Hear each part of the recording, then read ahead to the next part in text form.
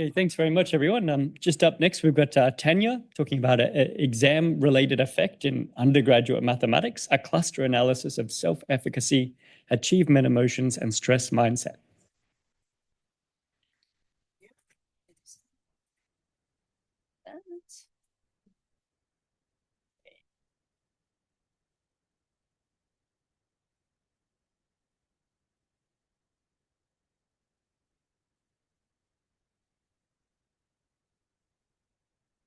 All right, can you hear me okay? Lovely. So first thing I want to say, this is a work of my former PhD student, Kaitlin Riegel. Some of you remember her from wonderful Fremantle and 2019 Delta.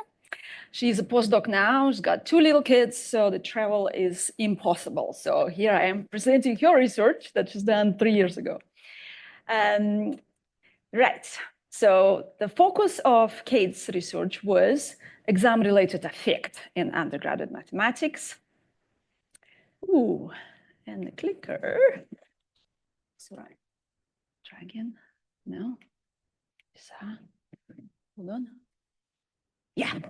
So affect has been recognized as a very important focus of study in mathematics education more recently. And what do we mean affect? Well, different definitions exist for the purpose of this talk. It is very broad notion, includes emotions that a learner feels, beliefs that the learner might have, values, attitudes towards maths, everything. Everything, some people say non-cognitive, which is quite controversial as well. From research, we know that affect has a strong influence on motivation, engagement, and ultimately on achievement. And many calls for integrating this sort of the big educational, educational psychology frameworks that exist out there, and Kate attended to integrate those frameworks in her PhD thesis. All right, affect and assessment. Well, why assessment? Well, assessment has been known to be a major source of negative affect. And in maths education, most of the research have considered mathematical anxiety, and we heard from Mark Hotz today, for those who've been there. And this is a key reference overview of 60 years of research on the topic. However, we have limited understanding of all other different types of emotions and also beliefs about assessment. So please come in.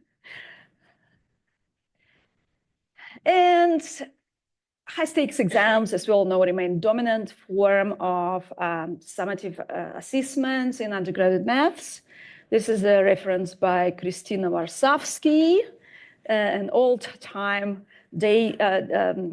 Delta conference delegate, and that's actually a reference to her conference proceedings paper. And there we are.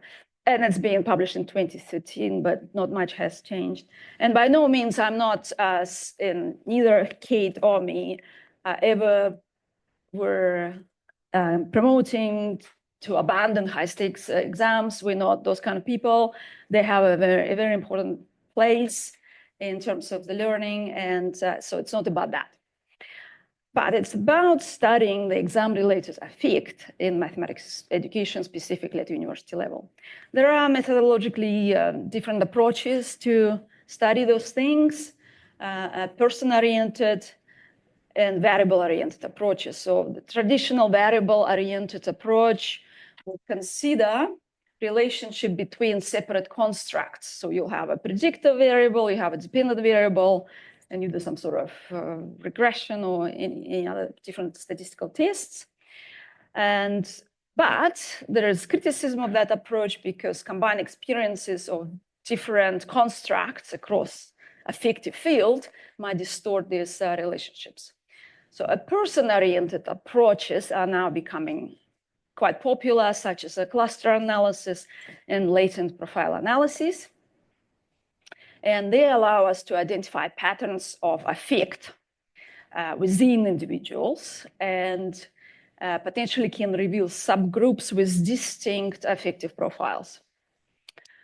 And I'm going to give you a crash course on main educational psychology theories. So bear with, I've got like 5 minutes. I can tell you more about it later. So Kate's combined 3 of those theories from different research programs as her theoretical lens for the PhD. Albert Bandura is a key person, and I think some of you have heard about self-efficacy from Rosie's talk earlier. Thank you. So sociocognitive theory, in fact, he started in 1977, so this is kind of the latest reference, but he's been around for a long time. It has been used in a large body of research, particularly in the last 20, 30 years in educational psychology. And Bandura posited that behavior is shaped by interactions of personal factors, such as beliefs, emotions, stress that a person is experiencing, with behavioral and environmental factors. So this is this triadic reciprocal relationship going on. And he also uncovered, thinking about this for a long time and doing empirical work, it became clear that same affective factors can lead to different behaviors across students. So for example, think about anxiety. So a university student starts a new course or unit, whatever you call it, and thinks, oh, at the end, I'll have to sit this 50% high stakes exam.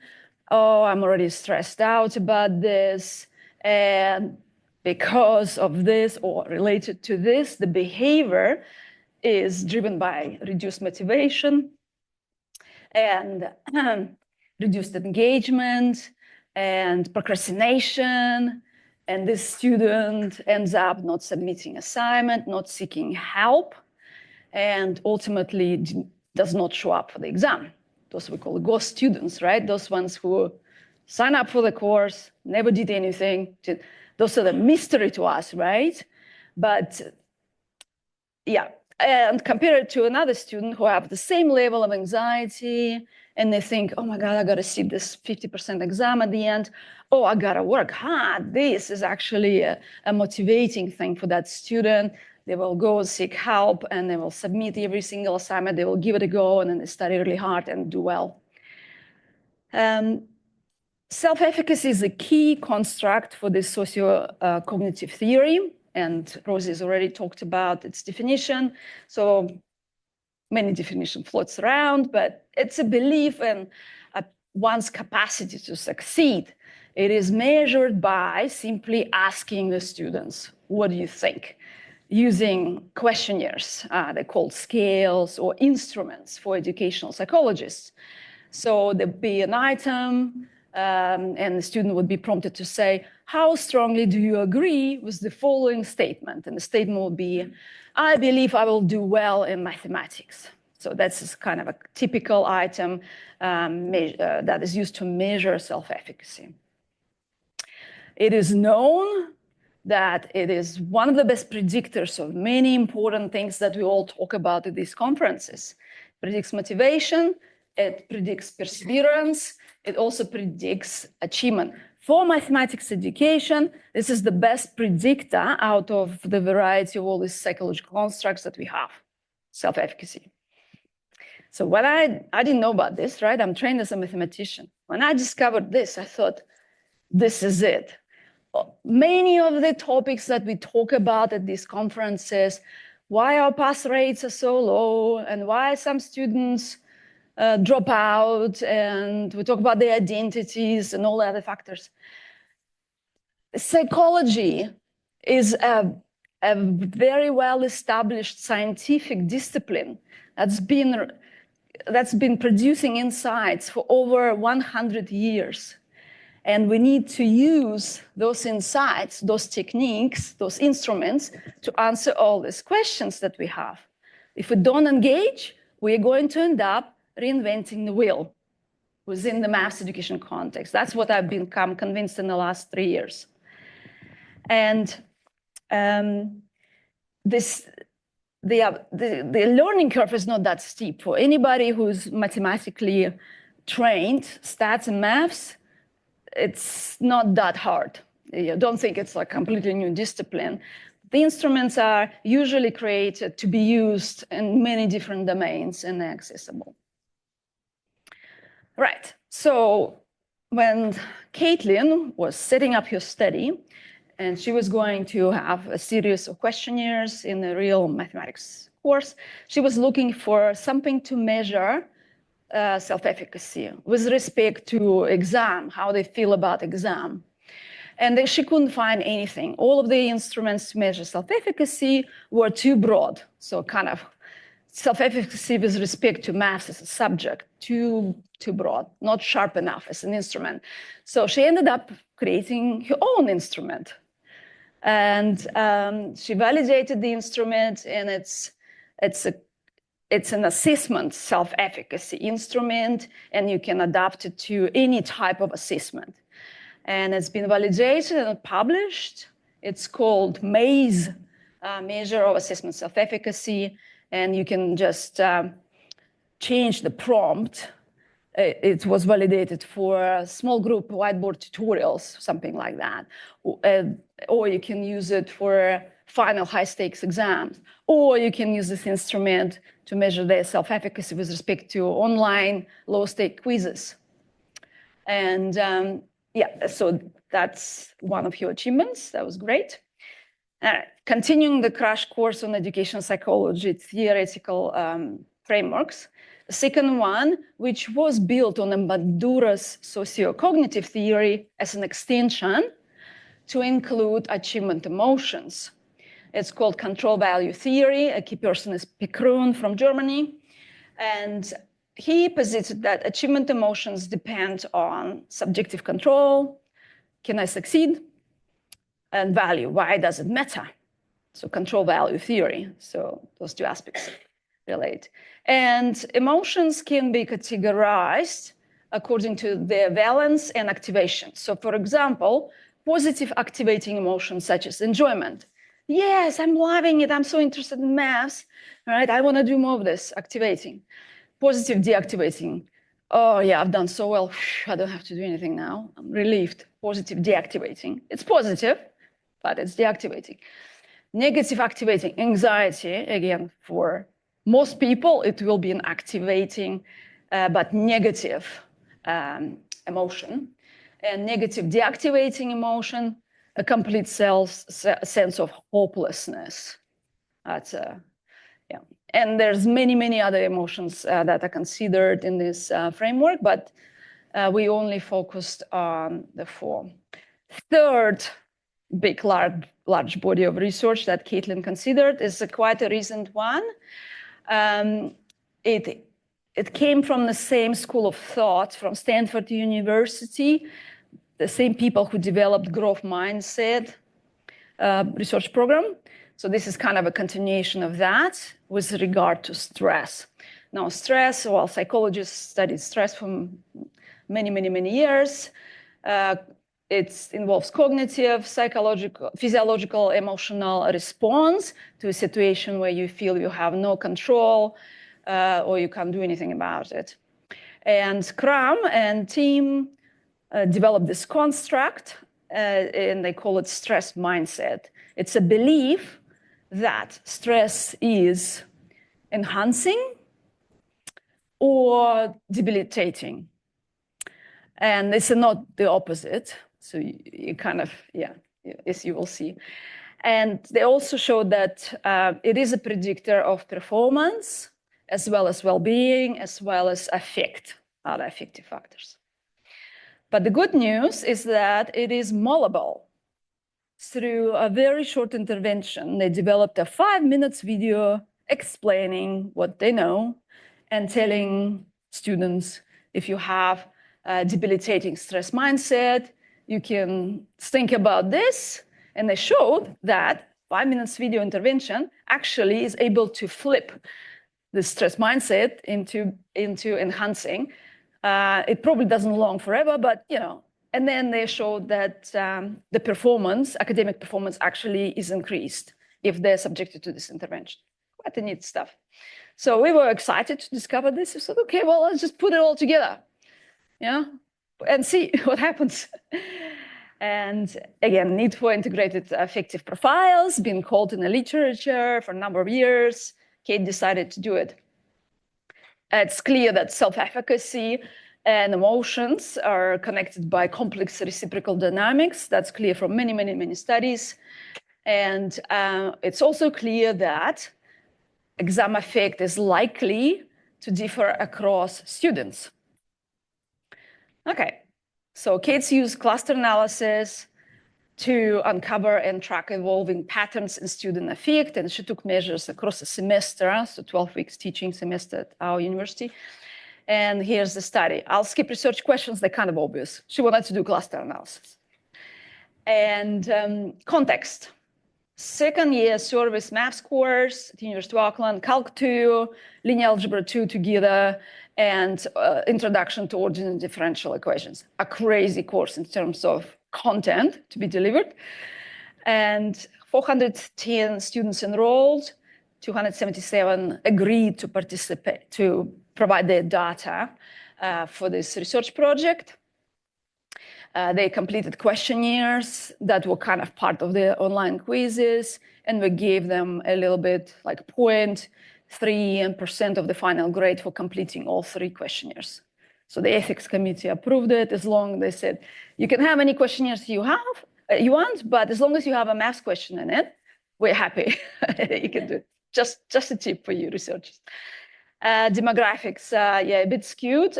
We 71% Asian and yeah. Measures, so we used the measures achievement emotions questionnaire.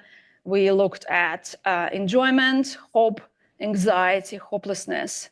And for each of those emotions, we had 2 scenarios. One, we asked them to think about how they emotionally feel when they're studying for the exam. So before is when they're studying. And we also asked them how they imagine they will feel during the exam. Okay. So the questionnaire was completed basically at the start of the semester, week 1. So this long, big course, and they, so Maze, Kate's measure that she developed, it has a 2-factor structure. It's got comprehension and execution factor, and also emotional regulation, which is very interesting, and it keeps on giving that 2nd factor from this measure.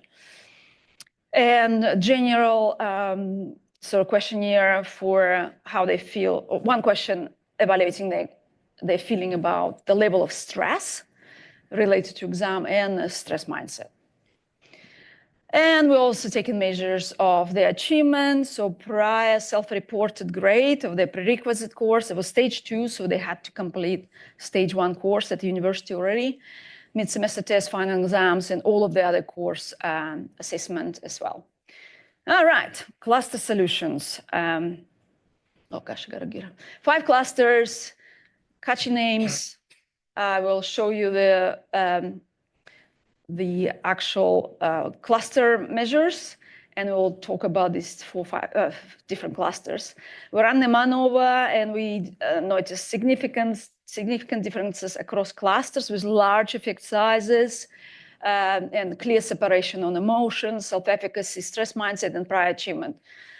Here is a screenshot from the paper. So this paper is published in IGMS special issue if you want more information. So do you see that this is just all the clustering variables that we chucked in from 3 different theories in educational psychology? And these are the 5 clusters. And these are the measures, and they're shaded from light shade means good, and darker shades means bad. So the first one here, prior achievement, cluster 1, they are called, high achievers and like really positive high achievers. Yeah, so everything is light shaded, and it's, so they have enhancing, the highest level of enhancing stress mindset and the lowest levels of debilitating mindset and all of the other emotions. Whereas compared to cluster 5, Kate called them despondent, frustrated, or something. It was very hard to come up with terms, and the reviewers didn't like the terms that she came up with. Anyway, they're not having a good time. Look at look at the suffering. I mean, this is terrible. And that's 42 out of 270. That's not a small cluster. Yeah. But the literature has talked about these two clusters for a long time. But the contribution of this research is to look at the nuance in these three middle clusters. So the first three are all coming into the course as high achievers. So their prerequisite grade is quite high, and you can't distinguish it. So the same colors means there's no significant difference between the values. And yeah, so this was a kind of middling, and this is low prior achievement. And there you have this differentiation in terms of the colors. You have stress mindset plays a role. You have self-efficacy plays a role, explanatory role in terms of what is going on. And you have enjoyment is playing a role, and anxiety again. Okay, so this is cluster 3. Anxiety is higher than for cluster 4, interestingly. So I think if you look at these measures, you can think about when you were an undergraduate, right? You can see, oh, yeah, I know, I belong to this cluster, right? You can kind of spot where you were.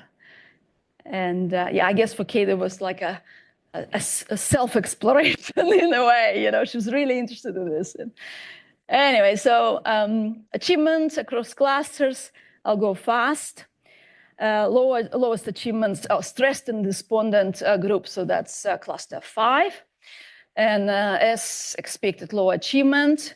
And however, note the first 3 clusters that started the course as high achieving, only the very positive high achievers remain high achievers. Yeah, so that shows us this affective stuff really matters in a way. Again, it's not a causal conclusion, but it's highly suggestive. And also, high anxiety does not necessarily mean low achievement. Cluster 3, high achieving coming in, high levels of anxiety than cluster 4. And yeah, it doesn't mean, some people have high anxiety and they still perform well. Perhaps, as Mark was talking earlier, it's about resilience, and in other words, you can call those other affective factors that play a role. And there's clear future direction. We gotta look into the interactions between self-efficacy, stress mindset. All of these things combine to explain the psychological experiences of our students. And to finish up, key insights. So exam affect is definitely multidimensional. It's not a binary. High anxiety can coexist with high performance. So, and I agree with Mark, we should not try to throw resources into lowering math anxiety. I think we should look at some other ways, levers to deal with this. Stress mindset adds explanatory value. And remember, it was malleable. 5 minutes intervention. So we actually did it now for our students. We explained it to them, showed them, we say, here's a link to the video. If you watch this video before the exam, you might do better. Yeah, research suggested. From Stanford, for them at work, we don't know if it works for you, but yeah, might as well. And again, person-oriented analysis reveals these nuances that were invisible before. And while implications, I guess too early to talk about implications, right? This is kind of an exploratory study. But what I've taken away from this is I need to explain to students the research that we know from educational psychology and cognitive science very briefly to say, assessment is actually a part of learning, you know, the testing effect, and I tell them that this is good for you and da-di-da. And so perhaps that helps with the emotional regulation around assessment. Yeah, so again, moderate stress. Now, my kids, 2 of them at university, they study for the exam. Now I tell them, channel the stress. It's amazing, it's enhancing your performance. You are sharper in your cognitive abilities when you study and during the test. Embrace the stress and make it to be a positive factor. And they go, oh, stop talking about all of this. Yeah. Anyway, but yeah, recognize the role of stress. Support yeah, we got to do something about that despondent and stress group. That is a real suffering we're putting them through. And I don't know what to do, but yeah, stress mindset as a micro intervention show some promise, but further research is needed. Okay, that's me. And if you need to look at more information, more details, that's the QR code for Kate's published paper in the IJMist special issue proceedings. And thank you. I welcome your questions.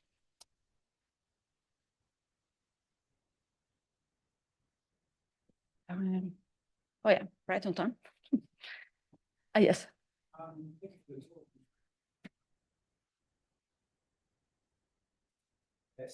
You asked you to do questionnaires several times through the trimester. But this is what we just took the first week. And yeah, we did more other sort of modeling and stuff. So yeah, I don't know why she's used the first week, not the last. Yeah, so this study is just only the first week. High achievers, but stressed group became stressed as they were going because they were doing worse and worse. Mm-hmm. Because you were showing that the stress, the high achievers were, I don't know the name. Yeah, positive high achievers. Yes. Oh, certain.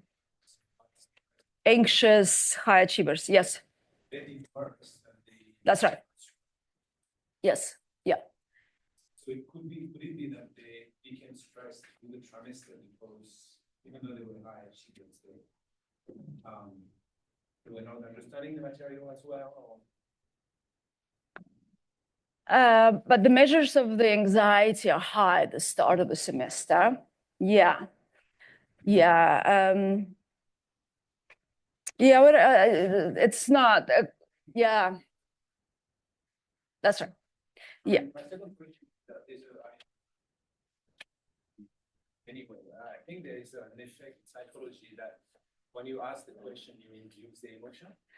So you can't evaluate someone without actually impacting that person. Could it be that the fact that you're asking people about anxiety makes them more anxious?